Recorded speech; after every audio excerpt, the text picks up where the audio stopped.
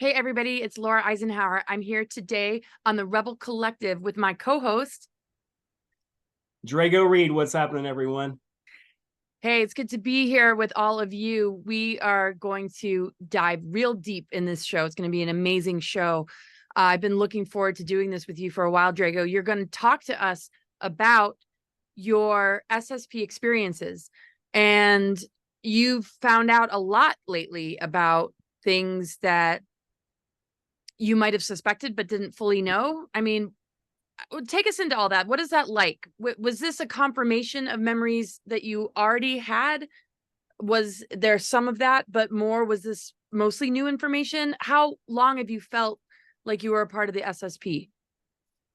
Okay, so most of my life, I had all these visions of military service, and it was since I was a child. I always thought it was my imagination, and I think from the age of like 12 or 13, I would put myself in fatigues, like military fatigues, and go out into the woods and train myself to lay like a sniper for hours. I'm talking about 7, 8 hours. My mom would let me disappear and I would go to the woods, and sometimes it would rain. So I would practice sitting in there, holding a stick, looking for a target. And I would even allow the ants to bite me and to just become part of everything. Like as a child, that's like 1992, 1993. So like internet doesn't exist. If you want to reference something, you have to go to your local library at your own school. So like there's not much to reference a lifestyle like that from. So I've always felt like a soldier my whole freaking life. And eventually led me to getting into QHHT. And I started figuring out that I had these military lives on and off planet in different types of bodies and stuff. And what I've learned through QHHT is I thought I was convinced that I was from a space-based program where I incarnated here in order to help numerous lifetimes, Atlantis, Egypt, all throughout of this planet, right? And up till about June, I had that idea shattered. I got a reading from Misha Johnson, and she's known in the SSP realm as a legit psychic, and her readings are known to be spot on. And a lot of the stuff she read about me, I had already known through my QHHT. She told me the exact lives I've lived, the Lyran lives, the Draconian lives, all that. And she was telling me that I was abducted since a child. And that kind of shocked me because I never thought about that at that point. Like I remember having dreams of grays and all these just intense dreams involving grays and I wouldn't say abductions, it's more like battling different beings and stuff like that. And I just thought they were really intense dreams. And then I go to contact in the desert in June, and she tells me that I've been in the deep underground military bases. At this point, You're talking about Misha still. yes, I never to this point thought that I would be in the dumbs, especially as a child. I had no idea that I would be in an Earth-based program, and it turns out I was in some kind of Monarch program. And I had this verified. I don't know if you're familiar with the ACIO and Peter the Insider, but he's the one that basically he almost wrote the book on these subjects, a lot of this stuff, and a lot of stuff that like super soldier talk and a lot of the super soldiers, the nomenclature, it comes from Peter the Insider from the Advanced Contact Intelligence Organization. So I had basically set up a meeting with Jessica Morocco, and it took me 3 months just to talk to her of consistent emails to see if she can verify with paperwork through the ACIO, because they're basically like a special access program that it would be deeper than the NSA. So they have access to actual files to see if I have records. Hey, so it took 3 months for me to set this up with Jessica. So by the time I met Jessica, we did a Zoom video, and it ended up being like 3 or 4 hours long. And automatically she remembers me from the programs. She remembers serving with me. She told me about stuff that was private that no one knows about. Very, very, very specific things. And then we set up to talk to Peter. Peter comes on the next time, and the moment he sees me, he starts freaking out. He just kept saying, "Oh my God, oh my God, oh my God, how are you here?" He was freaking shocked. And Peter the Insider, he's never shown his face, ever. So a lot of these books that are written, about Nachtwolf and Kruger, all the Mirror Edge programs and like the video game stuff, it all came from Peter the Insider. So a lot of the information that's used by a lot of these super soldiers, it derived from Peter the Insider. So over about 3 weeks, we probably talked about 15 hours over 3 weeks. And it took him the third week to access my files. And he was actually looking at archives and footage of me that is live in the DUMS. Jeez. And different things that's happened to me throughout my life that's recorded. And when he was playing it while Jessica was there, like it really freaked him out, because apparently I'm not supposed to be here in this timeline because I'm involved in some kind of like time program.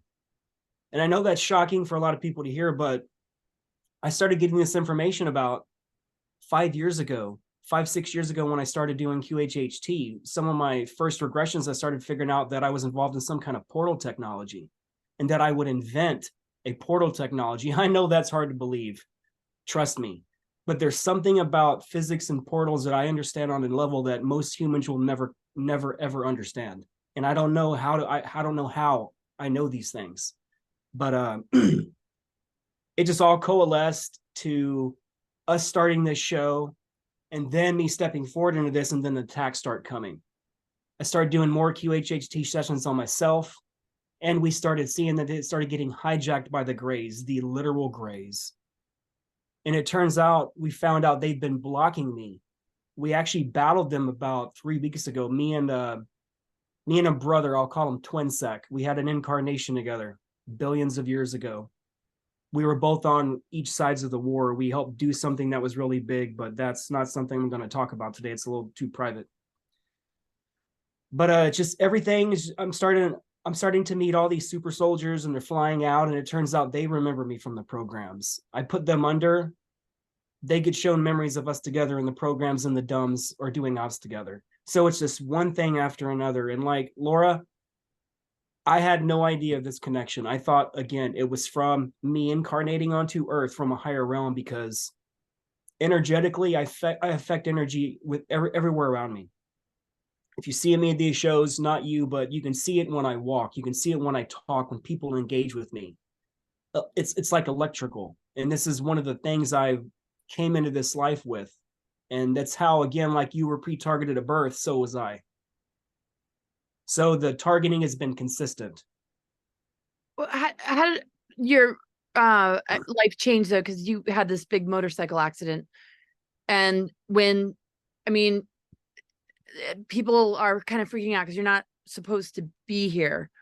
Do you feel? I mean, because the accident, which we've talked about in previous shows, brought up a lot of your abilities, like a lot more came to the surface, right? How did that change how you were processing these kind of memories, and where do you feel it kind of might link in to all this? Okay, so 23, I seen my first ship in the sky with a friend directly next to me, and that was kind of my awakening. Before that, I already believed in extraterrestrials, and that was the first time I ever seen them. So fast forward 2 years later, I have the bike crash. And like I said, it took years to figure out where all these abilities were coming from. It's almost like you're in a fog your whole life, and a layer of the fog gets pulled from your eyes, and you get to step forward into something you've never been able to do before, and it just starts happening out of nowhere with no warning. Kind of like my slow motion vision, where I can see in slow motion and I can read people. And when that happened, I got into criminology because I started realizing I can read people so well that I can predict patterns, and I can tell people, friends of mine, what's going to happen in their future, almost like a high probability prediction. And I had an extremely high accuracy rating. And it's almost like I felt like I was psychic because I can see their future. And I've said this to you before, where I can have a female friend, and she'll introduce me to her boyfriend. And at that point, I can look him in the eyes and I can tell you if he's cheating on her or not. Or just a random couple on the internet. Energetically, I can look into people and I can see things that other people don't know about them. It's like really private stuff. It's just by observations. Because when you see in slow motion, it's like seeing in like outside of time. You could focus on the emotion versus the physicalness of it, and you get everything they're conveying clairvoyantly to you, and I pick all of it up. Wow. Wow. So you had a recent session though. You've talked to Misha, but you had a recent session with somebody named Elena, right? Okay, so Elena is a remote viewer, and I think she got her original training from Farsight Institute. And she actually has done shows with Courtney Brown of Farsight, and she's known to give very clear remote viewings without prejudice, where she doesn't go in with her own expectations and her own stereotypes and like muddying what she's going to see due to misconceptions or like ideas of what it can be. So Ileana does not know me at all, up to the point she took on the challenge. I think I've been friends with her on Facebook maybe 3 years, but I've always been in the shadows. I'm a pretty private person in general, and like especially with the people I interact with. So if I interact with you, there's something there that's awesome. But sometimes I don't interact for people for years, and I just learn from them. And eventually, by the time I start talking to them, I know so much about them, and it starts the most amazing conversations. But Ileana, she responded to a Facebook post. I simply said, "Does anybody remember me from the programs? If so, please explain." I remember when you posted that. So Ileana just happened to have seen that in her feed, and she's like, I wonder who this guy is, you know? And she took the challenge on, and she ended up doing a remote viewing, and she found out that I was asking her to look into my SSP connections. And what she originally remote viewed was actually me working with portal tech in the DUMS. And in inner Earth civilizations, I'm working with energy. So it's getting to the point where a large amount of people that I'm interacting with in these programs, they happen to know me and remember me. And it's becoming overwhelming because, again, I knew nothing about this. Jeez. When you talk about the monarch, though, I mean, that's trauma-based mind control. Do you feel like you have alters? No, not at all. I think I'm the most lucid person that I've ever met myself, like the most clear. So Peter the Insider told me that I was possibly part of the Monarch program. Right, which would be the trauma-based mind control program. And But the reason for that is I was pre-identified at birth to work with these portals. So the Greys intercepted me immediately, and they've been abducting me my whole life. so, but They were literally there 3 weeks ago during the QHHT session when I had my friend Twinsec put me under. He's another QHHT practitioner, and we were literally battling the Greys. They were literally there in the room, and I told him there were like 5 of them, and they kept trying to mess with us. I was literally under, and I can see them. It's like as clear as day. And one of the Greys comes in, he puts his hand in my stomach, like there's no physical body. He starts just twisting his hand like elegantly, and I just start physically feeling pain. And then there was a tall paper white chalky light gray that was taller, and he started focusing himself on Twinsec. He starts walking to him, and he starts reaching his hand in his stomach. I said, it's coming at you right now. It's starting to reach his hand in your stomach. And he starts feeling it. He starts really getting uncomfortable. He's like, I can feel it in my stomach. And we were basically battling them. And this was all recorded.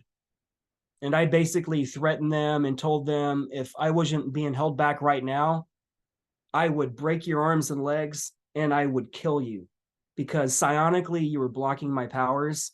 And it's getting to the point where you're intercepting my sessions and preventing me from going under, so I don't get any of these memories. do you feel that, because with some SSP folks, they're doing missions that they're not in agreement to, like they wouldn't be doing it. I mean, when you look at some of the stuff, because you have a lot of recall about the technologies and the way, I guess, the physics of it all works, right? Do you feel what you hear you're in agreement to? Like, where is like that personal part of you versus where you don't feel you've had the control and you wouldn't have complied or agreed if you were given the choice? Do you know what I mean? Okay, so What apparently level with secret space program was it?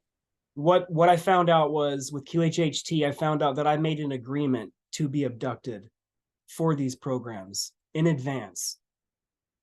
And I had no idea about any of this.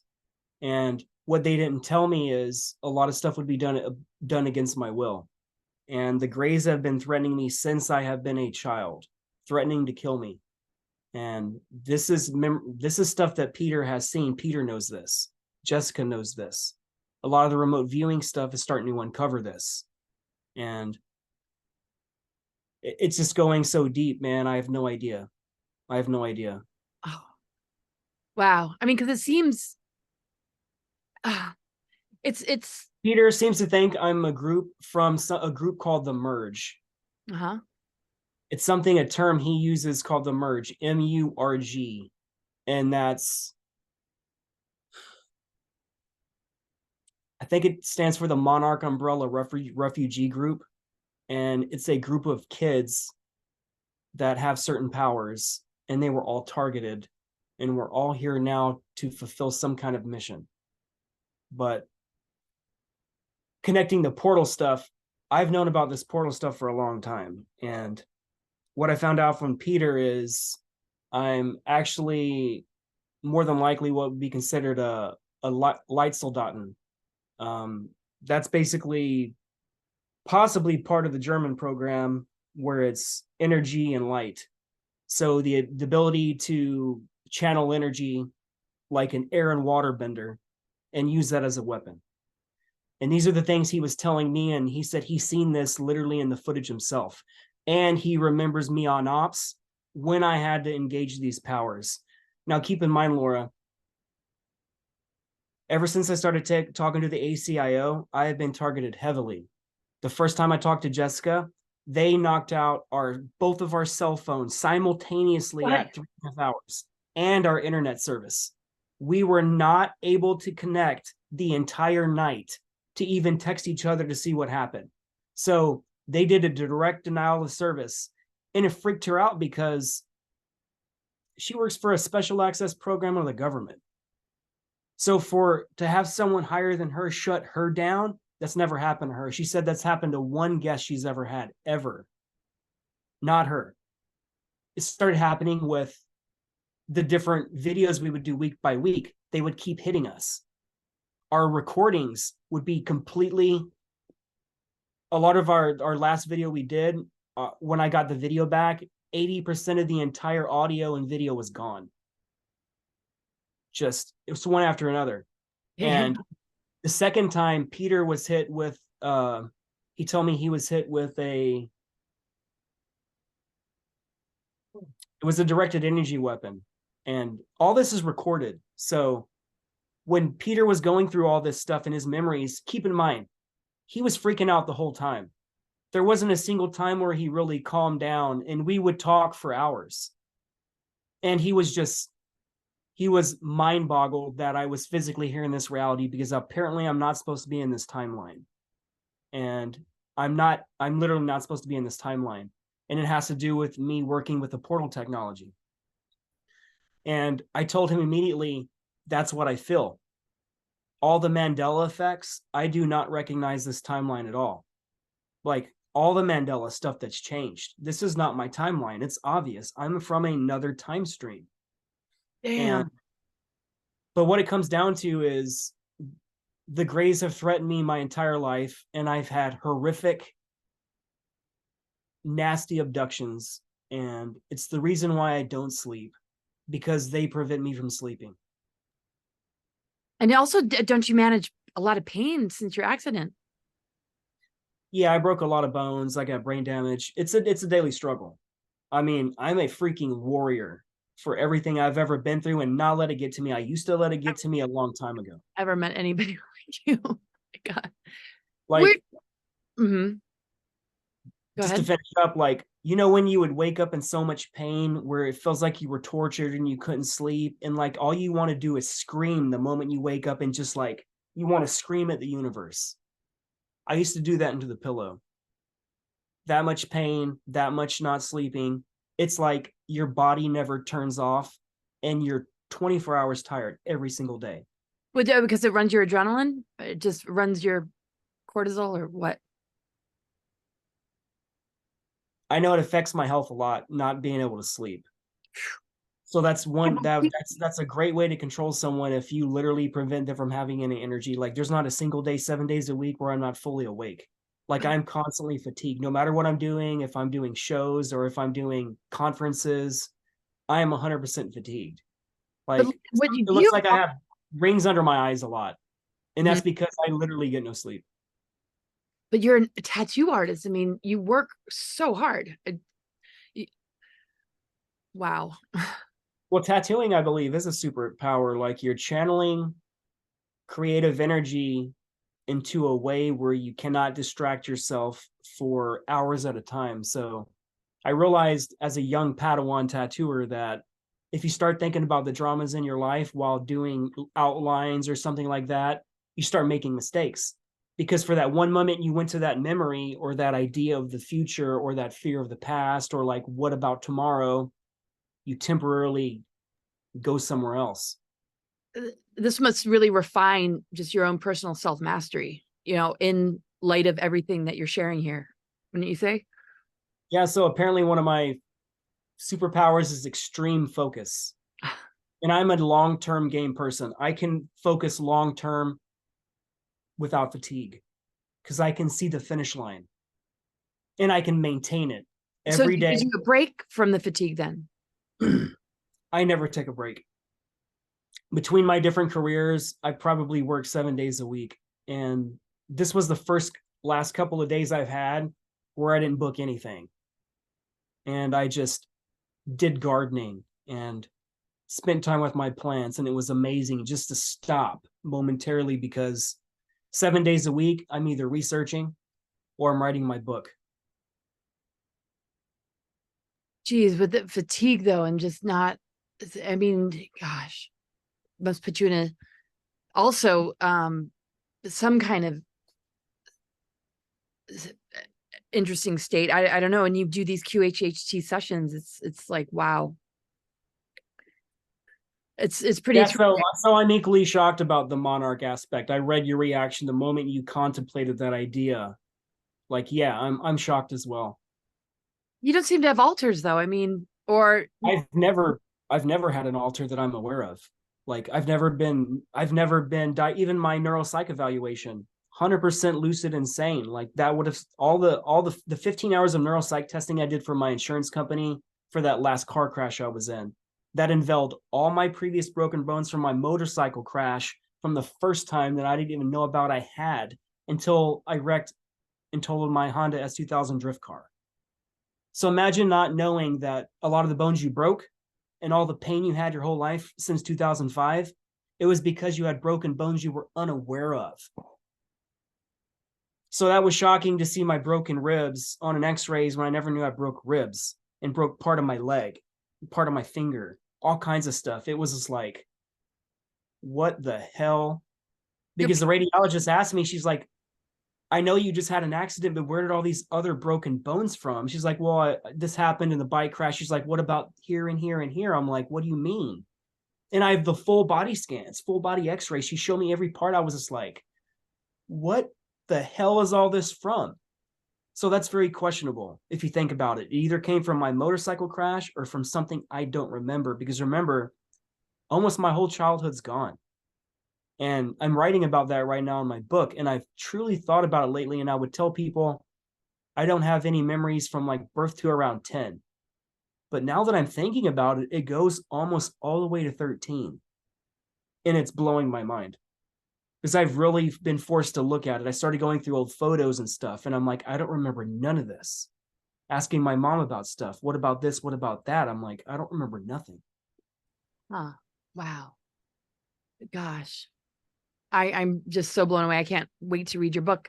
Um, so is it okay to share a little bit of the video that Ileana made of you?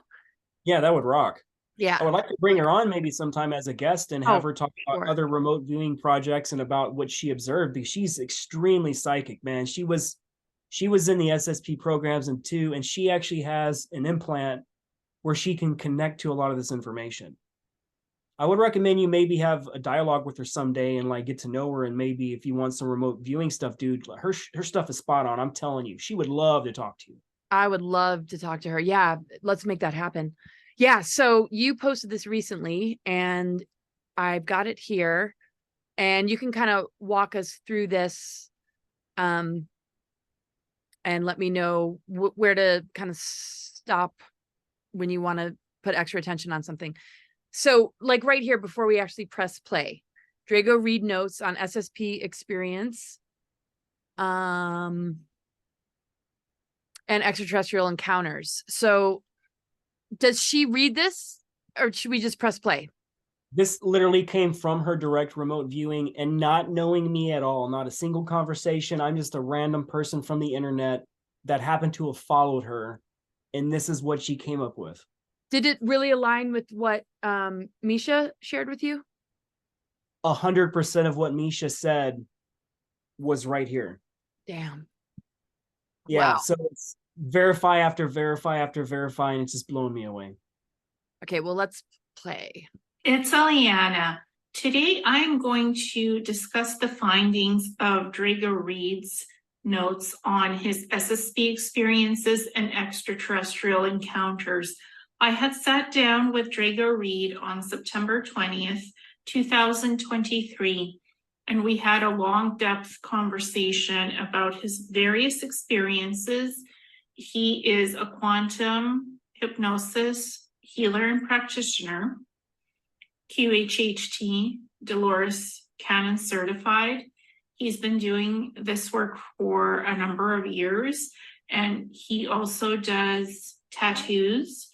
He's a beautiful artist and a beautiful soul being that I had the pleasure of meeting and talking to him about healing, about galactic history, about secret space program stuff. Drago is a well-learned person who's a historian. He has studied history, Earth history, galactic history. He is connected to his past lives and knows about his experiences quite a bit. He had done a quantum healing hypnosis session for someone in Florida in person. He does the sessions in person, where in that person's memories and experiences, they recognized Drago as being in the secret space program. And I had done a remote viewing on Drago that was connected to inner Earth type of civilizations and experiences that he's had.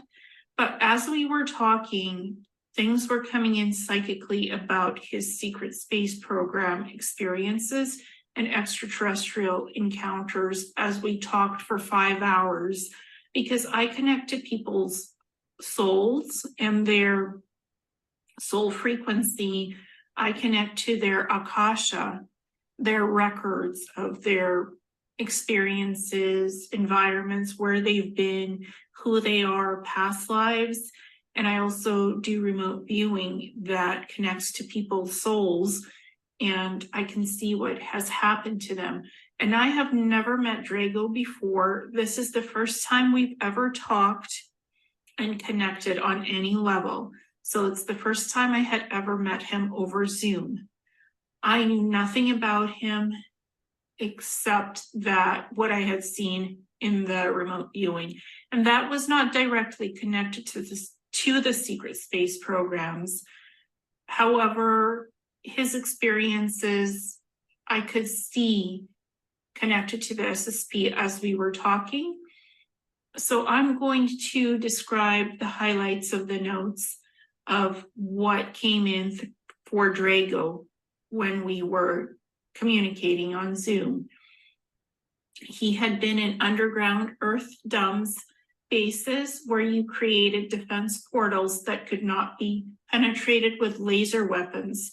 The energetic shield frequencies on the portals were heavily coded by you, so no one could go through the portals, and you could deactivate other energetic portal systems as you have the ability to sense what type of energetic code frequencies are used to create portals and deactivate them.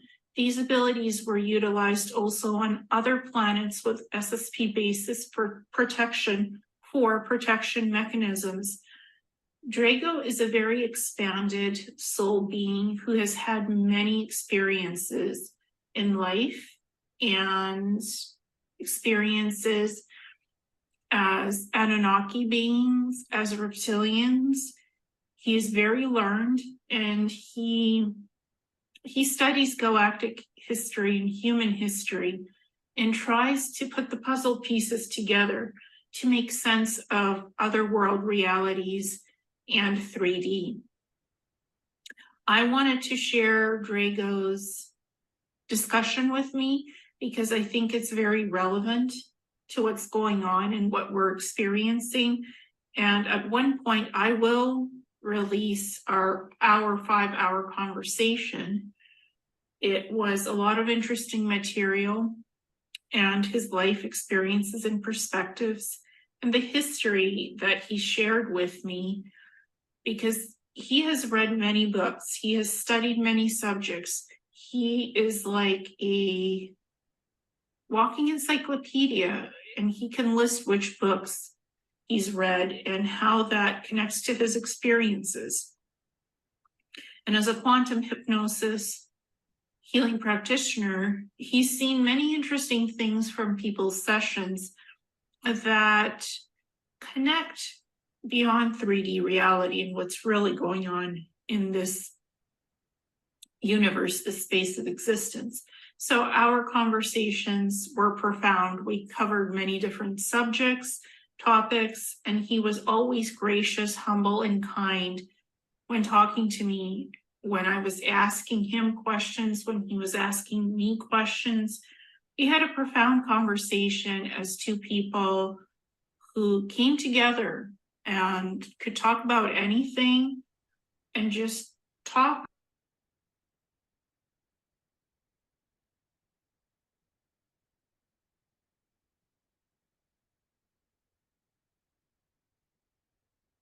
Did you pause it?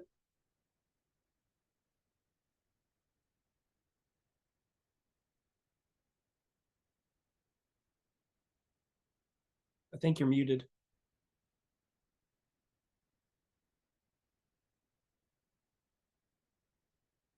Okay, what are your thoughts? Okay, so most of her notes were about to start about all the connections and stuff. If you wanted, we don't have to, she doesn't have to talk through it for the whole video, but we can just kind of scroll through and kind of maybe discuss what she found out. But basically, in other lives, I had other lives dealing with portal systems. And I've been doing this for a long time. I could say billions of years I've been dealing with portal systems.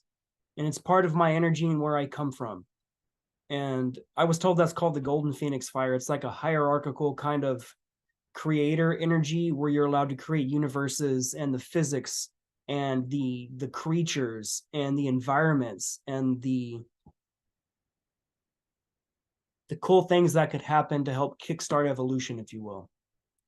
So that's cool to be involved in that. It's very humbling to be a creator that way. So all the portal stuff, again, the show I'm going to be launching soon is called Portal to Another Dimension. That's my standalone show where I'll start taking on more guests. And it's weird that I named it, that show, Portal to Another Dimension. And I'm just now starting to figure out all these connections to the portals because I named that show probably a year ago. You know, ever since the ban on YouTube, and like I've got to rebrand myself and stuff. So it's like I'm starting over again. But it's always involving portals. Wow, that's so intense. Do you feel being on a timeline that you're not supposed to be on? I mean, how do you kind of process that? Do you feel this other timeline? Do you dream about it? Do you feel a part of you is there? Do you feel that timeline exists that you're supposed to be on? Okay, let's just say that Peter gave me an option. He's like, if you can go back to your own timeline and I can arrange that, would you go back? And then I thought about it for a solid 10 seconds in slow motion, which that's an infinite amount of time. I'm seeing all these scenarios and I was like, No way. Because everyone I know, I would not recognize. Because everyone here is a different version of that exact person somewhere else. So unless I retained all the memories from my original timeline and I got those back, where I can find those connections to the same people that's in my life here. If I don't, that's like going back to another timeline that you do recognize, but you don't remember the people anymore. It's just all so much. I mean, what are your thoughts on like jumping timelines? And my theory is I'm not supposed to be here, but my theory is I chose to take a break and I'm in this timeline so I can rest. Even though I'm not resting and they targeted me and they found me anyways, I feel that I'm here to kind of rest because all I've ever known is the life of a soldier. All these other lives, it's always wars, infinite, billions of years. And this is the space-based program I was talking about, the one I know I'm from. And so I was shocked to figure out that they intercepted me as a child and they put me in some kind of monarch program. And you know what happens when you're in a monarch program, and you know what they do to you. So I'm shocked to have never, ever found an alter in myself or ever been triggered and lost time and became something else. And the cool thing about it is, if that's the reason I'm so obsessed with Monarch, that is why I got into the secret space program, to talk to the Monarch victims, to help deprogram them and reintegrate them. I had no idea I was doing it because I'm part of it. Deep down, I knew I had to help heal them. And that's been my lifelong mission since I stepped forward into doing this with QHHT. right. Well, that does happen. Divergent kind of thing, right? That's what they told me. That's what Peter said. I am very divergent. I break programming constantly. So like if I'm in a soldier, if I'm in a Delta altar, if I'm in a military altar, apparently I'm known to break the programming because I know they have me against my will. And no matter what they've done, I've always broken the programming. So they know that so much that they make sure to tailor my memory where I remember nothing. I don't remember the abductions. I don't remember how I get the scoop marks on my skin. I got another one. I just started bleeding out of nowhere when I woke up, and fresh blood, and there's a freaking scoop mark on my leg. I have 3 needle marks in a triangle on my damn left hand, and they come out of nowhere. And lifelong, I have disassociated myself to pain because all I've known is pain. So if pain comes, it's like I'm so much of a soldier where I don't even think about it. I don't even process it. If I get cut or something, I'll look at it momentarily and I'll forget it because I've already ascertained it's not life-threatening. It's irrelevant. It doesn't matter. So I'll just, the next day, I'm like, where does all this stuff come from? You know? So I started paying attention to it every time I get wounded in some way, because like, I'm like the superhero to save people's lives. A lot of the physical scars on my body was from saving people's lives, stepping in situations I shouldn't have put myself in due to karma. With what I know now with QHHT is, I was never supposed to have separated these two people from fighting, right? It was a lesson they had to battle out themselves, and it was from a higher point of view. So when you insert yourself into physical reality and you step in between some contract that has something to do from a higher point of view, it authorizes physical pain and scars on the physical body.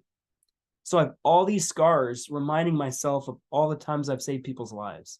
But you feel you shouldn't have intervened? Or, I mean, isn't that a part of the blessing they manifested maybe? The person in me, it's like, I can't not just watch someone be victimized. Wouldn't that be a blessing then? Yeah, to them. Even though I know with what I know now with QHHT, if I see something inappropriate going on, I'm always going to be the person to knock down a bully. Like, I got into martial arts when I was 15, and like I just recently realized this probably 6 weeks ago. All the fights I've ever been in, I am such a martial artist. I've never been punched in the face during a fight. How is that even possible, man? I have no memories ever getting punched in the face. I've been a martial artist since I was 15 years old. That's like 28 years straight. And every day I'm shadow boxing, I'm practicing martial arts behind the scenes. People can remote view me and see that. Like, it's all I think about. Like, just my mentality. It's like if someone could get into my thoughts with remote viewing, they would see I'm 100% a soldier. And I can see so many scenarios, kind of like Doctor Strange. They said my gift is like Doctor Strange. And I've told people that for the longest time, ever since I seen that movie. And they said I'm the space wizard. And when I was told I'm the space wizard, I started laughing. I was just like, that's what I call myself, the freaking space wizard. I have in my tattoo shop where I tattooed you, I have this it's a little thing. It says space wizard on it. It holds my tattoo supplies and it's right there on my desk. Oh my God. Yeah. What? So like, it's like Doctor Strange. I can see all these scenarios, all these probabilities really, really fast in time. And sometimes it happens so fast that my eyes, when they're closed, they'll just go back and forth like this. I feel them. It's just like, and it's just like, okay, I know how it's going to work. So like I can invent shit like crazy. So the portal tech stuff, I came in an inventor family with patents. So like I can reverse engineer stuff like no one can imagine. And I have so many inventions, it is crazy. I don't even know what to do with them. They're just all written down. But I'm careful not to say what they are, because once I say it out loud, someone's going to steal that idea. So it's just like, Wow. And I want to talk about this portal technology. But real quick, I just wanted to say, do you feel though you bring in the energies of this other timeline you're supposed to be a part of, and it kind of morphs into this timeline because it's such a huge part of who you were or are? Is that okay, so imagine being 100% fatigued, but you know you are a battery that produces energy and charge, and you can feel it in your hands. You can see that everything around you interacts as if you're physical energy. I can feel it in my hands right now. I can feel the energy between my hands. And in the programs, in other bodies, I have these powers where they're 100% activated in different bodies in the DUMS, which is the Lat-Soldaten light soldier. So creating light and energy as a weapon, as self-defense. Most of the time, it's always all self-defense. And this power was activated during the trauma. So when they traumatize you in these programs, everybody has some kind of ability that's in their DNA or an energetic blueprint they were born with. That's a part of their host energy of the big you. And like the human body is only the small you with a small part of energy. But what we found out through Ileana and Peter and Jessica, the reason why I don't sleep is because they're taking all my consciousness and putting it in all these other bodies simultaneously at the same time. And they're storing it at one specific DUM. And my bodies are so close together that they're short-circuiting my other bodies, including the host body here now. And that's one way they're controlling me. Yeah. But they don't have as much control as they think. If they went and blocking me, and I can use my psionic powers that I know I have, that I remember even as a kid, I would try to move objects. And I remember after I moved my first pencil, I could have been 5 or 6 years old, and never happened again. It was just like that ability was blocked and turned off once I knew it was real. Kind of like I remember being a kid and I would go running and I would take off and dive above concrete or the grass, knowing I can fly. But when you're a kid, you find out that you can't fly. And then that concrete is really, really hard when you hit it, you know? So imagine having the very few memories I have as a child, they're superhuman. And that's all I remember. Yeah. Like for a kid to always want to run and take off running, and I would do front flips as if I can do stuff in the sky, but it doesn't happen. Like that's tough for a kid if you know deep down that you can do those things. So after a while, they just stopped working. And then I lost all my memories. And then I'm just starting to find them again. I'm doing a lot of hypnosis on myself from other practitioners, putting me under to help me recover these memories now.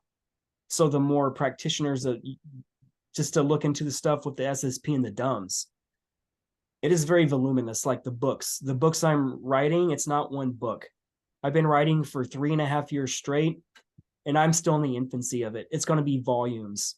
And I'm trying to find out a way where I can cram all the information into books, where I don't just write a 700-page. It's hard to write anything under 600 pages because I don't feel I can put hardly anything in a 600-page book. And congratulations to your book, man. That's coming out. I cannot wait to read that book. Gosh, you wrote something so wonderful on Facebook. I really appreciate it. I'm a little nervous because it was sabotaged and I had to kind of rebuild it.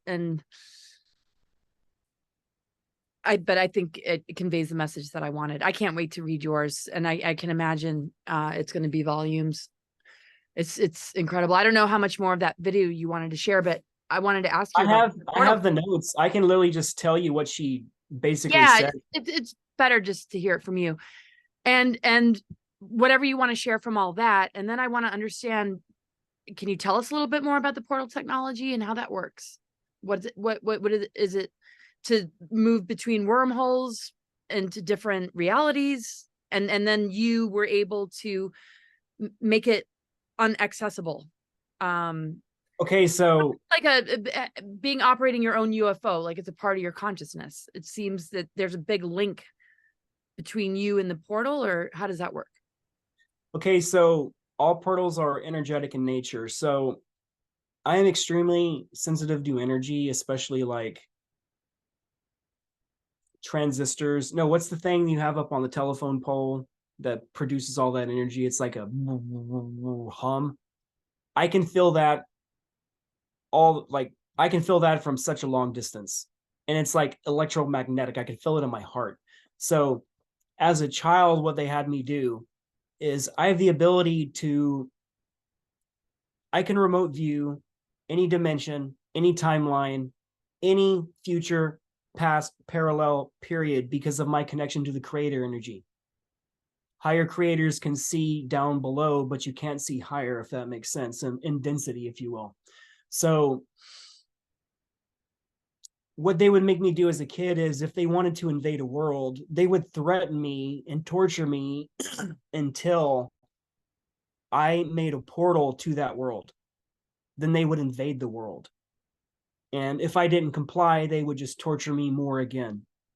So they've been doing this my whole life. So I can see how everything works in my mind. And I know how it works, but I can never, under any circumstance, ever speak it out loud. Because if I even said just the gist of it, it's very dangerous. And I have to be careful on my thoughts as well, because with remote viewing, I'm not trying to give these schematics out to anybody. Because me physically talking about this, they're now going to know, since I just stepped forward into talking about this, that the connection to all the portal stuff. Like, more than likely, that's extremely classified, and I do not have the permission to talk about that stuff. But I don't care. They've tortured me my whole life. All I've known is pain. If they kill me, they kill me. I do not care. But what I do care about is if they took my powers and if they unthrottled my powers, I would destroy them like it was nothing.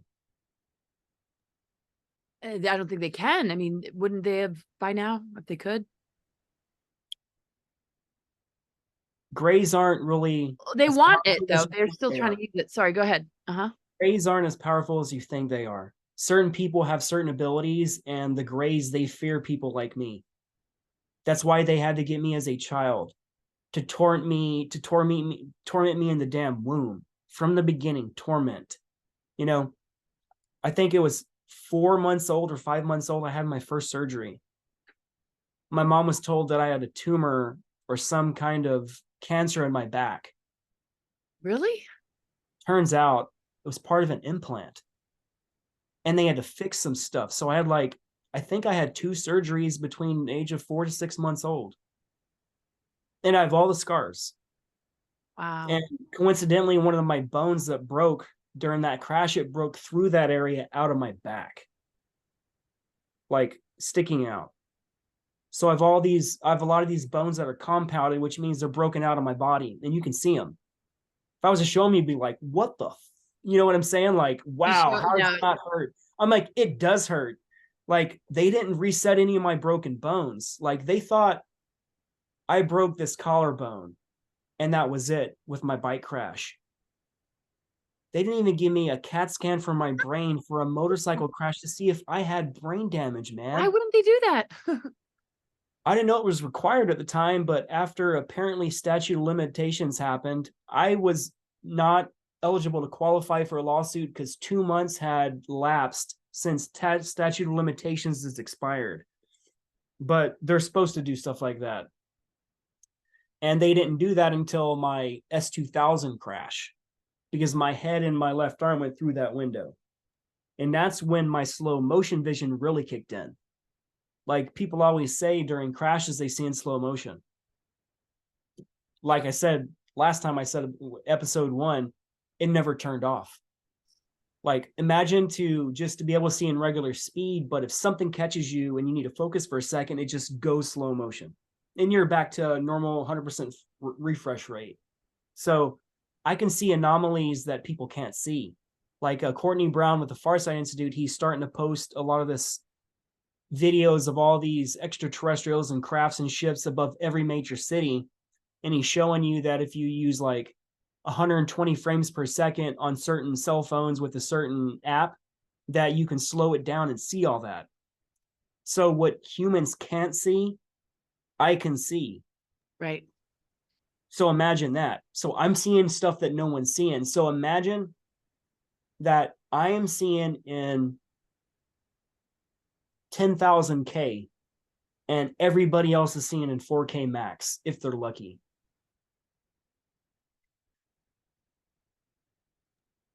It's yeah, no.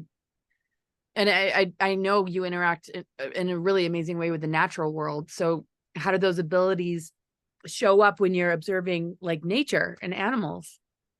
That's how I'm connected the most to everything. So life is what I think about the most. The most smallest, insignificant life means the most to me. Like I told you the ant story where I was sweeping and part of the broom spine looks like it broke the spine of the ant, and I felt so bad. I was connected to it, and like I'm connected to all life. If you've seen how many plants I have so many plants, and like each one of them is a life. And part of your life review when you die, you're shown all the negative things you did and all the positive things you did. So the things I like to think about the most is every life I save, every plant I water, every time I send that kindness, I'm going to see it from its point of view energetically. So incredible. So like the most horrible things, like if we talk about mantids or spiders on Mars or something, I think they're beautiful. Even though they're scary and they'll rip you apart piece by piece, they're beautiful because they're a reflection of source. You have to see them that way. Yes. And I wanted to ask you, while we're on this note, when you reflect upon your memories and you're told certain things, at a certain point of view on a galactic scale, does the whole idea of good and bad guy kind of fall away? It's like it's certain species and their intention with it. I mean, I know there's service to self, service to others, and the spiritual warfare that, you know, we're dealing with. But did you, or do you process like, here I was a good guy, here I was a bad guy?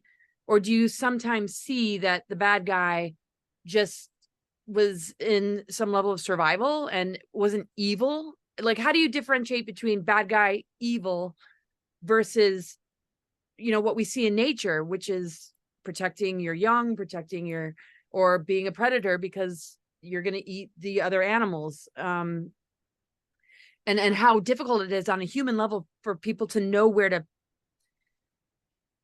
I don't know. Do you kind of know where I'm going? I would say it depends upon the contract. You have to understand that a lot of people that terrorize people, let's say that one person killed 1,372 people with a bomb, right? From the outside point of view, it looks like this is a terroristic murder piece of shit. But then you do a past life regression on the guy and you figured out that many people tortured him and burned him to death. See, because that's he was a witch. right. So you start to realize that a lot of things happening around the world, they're not random. If 10,000 people died during some earthquake, you find out they made an agreement, all of them, to experience the earthquake death.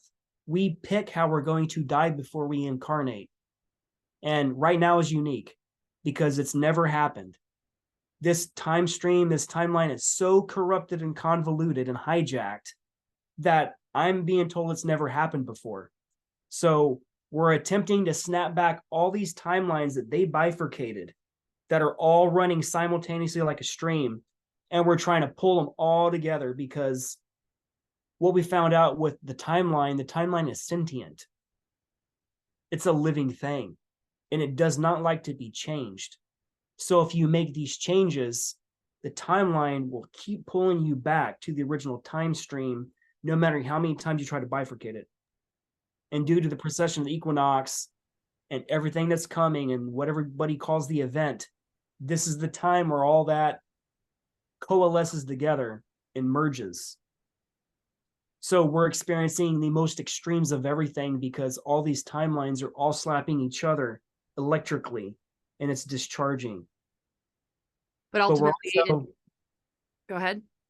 We're in a really nasty part of space right now as part of the equinox, the midway point between the black sun, that's the brown dwarf that pulls our solar system into the precession of the equinox, 25,920-year orbit.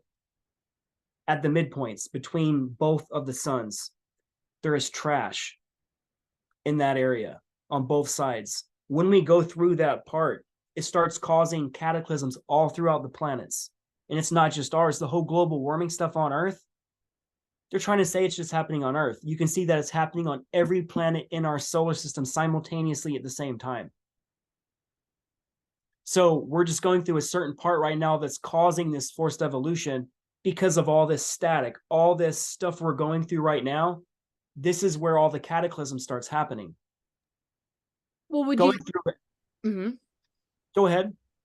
Well, some are engineered and some aren't, right? So 100%. A lot of it's engineered from the bad guys. Like a lot of these tsunamis and hurricanes, like if you just study that going back 1,000 years, 5,000 years with what's in the fossil records and the core samples, you'll see that these weather events are not normal. Well, that's why I refuse to go to Mars, because I was like, in the event of a cataclysm, well, if the cataclysm is engineered, I would prefer to stay here and call out the dark weapons, because we're elemental beings, right? And those avatar energies that you were talking about that were being utilized, where you can shift the elementals. I mean, we have the power in our mind to be able to change weather events. So if we're dealing with geoengineering, I feel it's a reflection on the disempowered humanity that's not in sync with the organic elemental energy, and the two kind of go hand in hand. To have a socially engineered society is to also have a geoengineered earth. And then once you lift out of it, you begin to, I mean, what are your thoughts on that? On which part? Lifting ourselves out of the indoctrination and being engineered ourselves to reflect a reality that is more supportive of where you're saying timelines, collapse. Because by nature, the minute we cut ourselves, our body knows to heal. So if something's fragmented, it's going to seek its missing parts until it's whole again, right? Is that kind of what you're saying? I know I'm just more in the psychobabble right now. This is why a lot of people's going through accelerated karma and dark night of the soul constantly that doesn't end, where it's just like catastrophe after catastrophe after catastrophe, moment after moment. You feel like life is really out to get you. So we start figuring out that because this event's coming, we're burning off a lot more karma than we would naturally, because if we take on more trauma, more negative situations in our life that we can transmute and heal from, this is the time to do it. And that collapses the negative timelines, because when you're doing that, you're stepping forward into, you're being in the moment now. You're forgiving the past. You're no longer focusing on the future and you're living now. That collapses those timelines. Well, because it's the co-creation timelines. I mean, you have to be invested in and people don't realize how much they enable a timeline they don't want. It's our attachments, it's our dependency bond to something that we think we need that's inverted, right? And then Yeah, so that's why the programming is so rampant right now, because the worst of the worst is coming out in people. Like the Hopis said that in the end, when Armageddon comes, the people that did all the inner work, they're going to feel more bliss, more peace. Even though I'm physically tortured and I don't sleep, all I feel is love and peace and connection, and everything happening in the world, I don't connect to it. I'm allowing that story to play out because these are agreements for these people in this timeline to an extent. A lot of the stuff is unnatural. Like we said, it's not organic. Like they are really ramping it up. They want the maximum amount of death. They want to control every facet of it, period. And to think they can't trap your soul when this moment happens, like people are naive. Like to not be able to have an organic evolution of your soul and go back to source and then have another incarnation. But like Ashiana Dean says, she said the last 75,000 year cycle they had, when that event happened and everybody went to have that mass incarnation to go to the different de-earths, they said that they entrapped the souls in mass, and they were trapping people's souls from their ships and not allowing them to go back to source. So this is what this battle is about. but in what way did they trap those souls? Like, what was the mechanism? Electromagnetically. So whenever you do a past life regression, you show someone some kind of life. It's either their current life or some past life. Most of the time it's past lives. So during that past life regression, you show them what happens when they die. You also show them what happens when they step out of their body. Right? So every time, no matter who dies in any situation, you step out of your body, you're still wearing the same clothes you're wearing, you're looking down, my body's dead, we're in the same clothes. You leave the earth, you look down, you're a light body. Right? When you're in your light body, to go back to source, that's when they can entrap you. That way, there's a funny meme that be very careful of what you wear every day, because if you die, that's going to be your ghost outfit. If you're trapped, is that kind of what you're saying? Is yes, that's it. And you'll stay in that. Like with QHHT, I figured out there's all these discarnate souls that never went to source. They died some kind of traumatic death, or they refused to accept they even died. Like they couldn't fathom that they actually died. So at that point, they lost that connection to source, and they were forced to stay here on this plane as a disembodied soul or a ghost or a spirit. And this is what this event's for. And that's what? That's what this event is for. All the souls that's been stuck here that last 75,000 year cycle, because remember, the precession of the equinox is 3 mini cycles. The main 75,000 year old cycle, that's the mega one. So they can entrap you for 3 cycles, for 3 25,000 or 26,000 year cycles. But the 75, that's the point. This is where we are now. We're at that 75,000 year cycle again, because the previous cycle, Was the Atlantis? Draco and the Greys were entrapping souls during Atlantis. that transition. Yes, even before that. They're doing this cyclically. Hyperborea? Yeah, so they're just taking all these souls and they're putting them on wherever they want. So I do not want to be part of that. So I'm here to anchor light and heal people and go to wherever I'm supposed to be when I'm done. Right. Be free from all that's this. I mean, that's the thing with having strong intent. You are encoding your creative channels with a consistent vision that ends up being manifest. That's why people just this problem, reaction, solution, and trusting something outside of yourself to solve a problem that was created and engineered, I would say is the biggest mechanism used to, entrap souls. Wouldn't you say? That's one of the things the Greys used me for, is this whole Doctor Strange power where you can see scenarios. I can think of scenarios no one else can think of.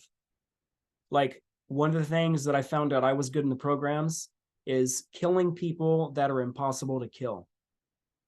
I can think of 1,000 ways to get to anybody at any time with any mechanism, for the most innocent to the most hardcore mechanism in order to do that.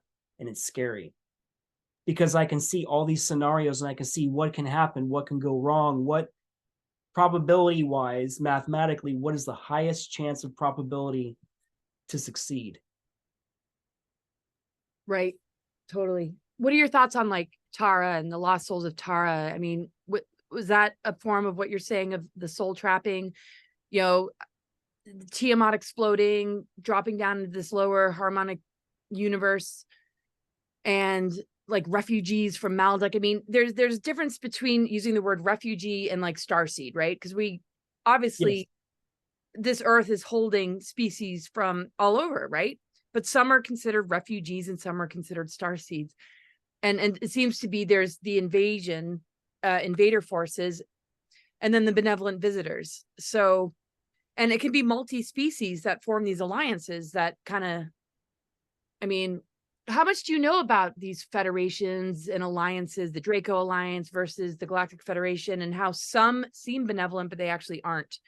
How much do you like, what can you share with us about that? Well, remember, I did have an Alpha Drac general life where I Yes, was really close you to told the me about clone. that. And that was the life with Twinsec, where he incarnated as an Arcturian. And keep in mind, I do not have a Draco soul. I was one of the very few people that incarnated into the Draconian caste that was not a purebred soul. Most Draconians have Draco souls. I do not have a They Draco tell that? soul. Did they Huh? pick up on that? Do you remember them knowing that you weren't really one of them? Ish. I had to be careful with what happened to me in Twinsec with the way it happened. I can't talk about it until I get permission from him, but we basically agreed. We came from the Golden Phoenix fire. We agreed to incarnate on both sides of the war because we had to force something to happen. He was going to be the good guy, I would be the bad guy, and I ended up killing his entire fleet. And he was like my brother. And it also involved technology that blew up and shattered Andromeda. Keep in mind, I'm an Andromedan starseed. That's my soul. That's where I'm from. I'm Andromedan, not Draconian. I just had So one this is single so life. wild from what I know about the Andromeda connection into some. This is wild. Okay, keep going. Wow. So one of my biggest connections energetically, this Golden Phoenix fire, you would consider these beings as dragons, like benevolent dragons. And this is where the whole lore of the gold obsession and the dragons and Tiamat and the Draco Queen and all this stuff comes There's like from. Sanat Kamara and the blue dragons. Like, Yeah, whenever you say dragons, everybody thinks they're evil. Like there's all these benevolent dragons. Like there's how many wars have you heard about where it was the same species of dragons warring against each other because one side was evil and one side was good and they wanted to evolve spiritually, and you have the regressives trying to constantly kill them. They're trying to kill themselves. Same thing with the Dracos. You have good Draco that do not like what happens. They don't like the caste system. They don't like constant war and conquest and slavery. They do not like it. Kind of like the Anunnaki factions. The Anunnaki people were not just one people. They were numerous people. Like, that's why they were depicted with different bodies and stuff, because they were different star nations. And like, they didn't just come from Planet X or Nibiru. They came from Sirius as well. They had outposts all after the Orion Wars. Sure. After the Draco came and just basically killed all the Lyrans that called all this refugee stuff, that where everybody went to Mars, Maldek, all these other planets, all these other outposts, you know?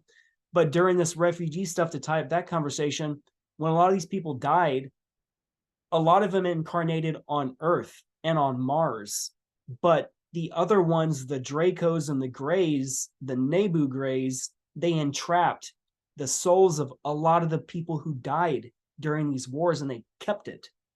And this is where you find the stories with Kruger and the cyborgs and stuff, where they will take that consciousness that died in this war and they'll throw it in a body they can't escape from. And then when you die, they pull your consciousness right back out, kind of like the Avatar program, where basically they can kill you 1,000 times, 10,000 times, and they will not let you die organically. They won't let you return back to source. They would do this stuff with the portal stuff. They would force me to make portals, and they would come in and kill people, and entrap their souls.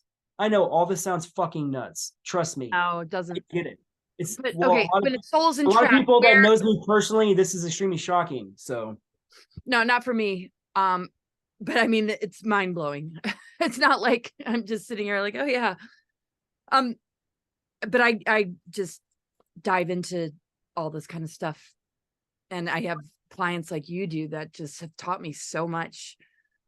When they entrap a soul, though, how is that soul contained? Some might say, oh, they put it in a jar or in a, but they eventually transfer it into another body, like you're saying. And isn't the whole idea of the jab and the engineered human is for it to be so disconnected from its own soul matrix that one of these souls they might be containing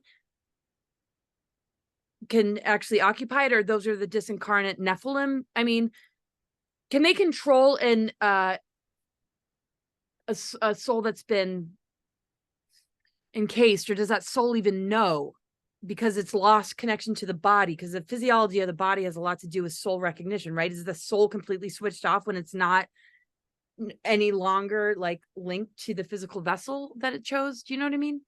that's tricky. The answer is yes and no, and it depends if it's running a program onto that containment unit, meaning inserting it into a holographic matrix, making it do stuff, not even realize it's in a jar, in a holographic matrix, outside of its own existence. It has no clue whatsoever. So it depends. They talk about this in Nachtwaffen and Kruger programs, where they can rehome your soul. If you die in your super soldier body, they rehome your soul back to the electromagnetic containment unit that then transfers it directly back to the clone body.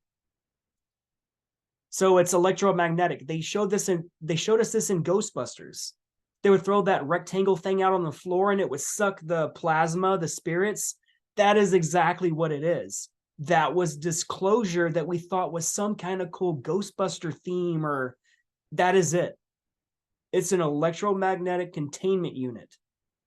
And they describe it as either solid, having walls, and it's small. You can put it literally on a shelf, or it's contained in some kind of crystal glass with technology. Not like a mason jar. You're going to take this mason jar out. Right. Honestly, dude, I've never seen it from the memories I know about, so it would only be conjecture at that point. I just know of its existence, and I've done extensive research in QHHT asking about stuff like this. Okay, so like right.